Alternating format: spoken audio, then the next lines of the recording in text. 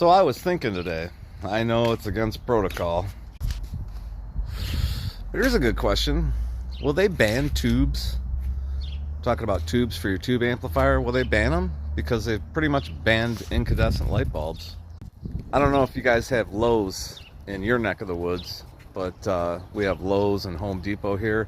And Lowe's no longer sells incandescent bulbs other than like appliance bulbs, like what you would put in your oven, or like a lava lamp or your dryer. Even your dryer bulbs, I think, are now, well, maybe not LED, but anyway, they sell all LED. They don't sell any incandescent bulbs anymore, which makes me wonder, is there gonna come a day when they ban tubes and they no longer want us running tubes and tube amps? Because man, a tube amp sucks some power. At the same time, they're trying to convince us that electric cars are the way to go, when the reality is they know our grid's not even close to ready for it. Look at California. The state of California comes out some days and says, please don't charge your cars today. The grid can't handle it.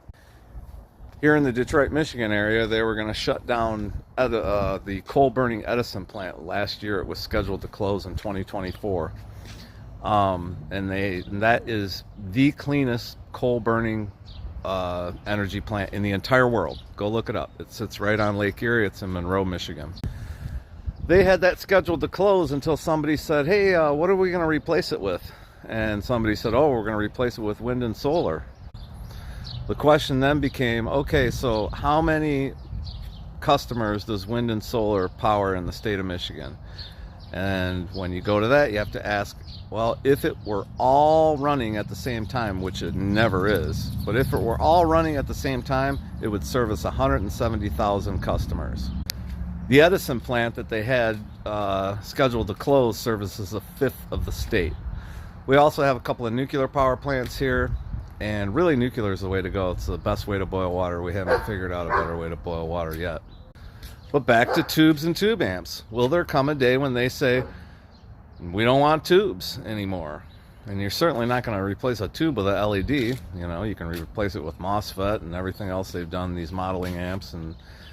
But there's still nothing like standing in front of a cranked 100-watt amp and a 4x12 cabinet 10 feet away from it. And again, it consumes a lot of power. You know, 100-watt, 50-watt head, any tube based amplifier consumes a shit ton of power, which they don't want you to use. So it's something interesting to think about, if nothing else.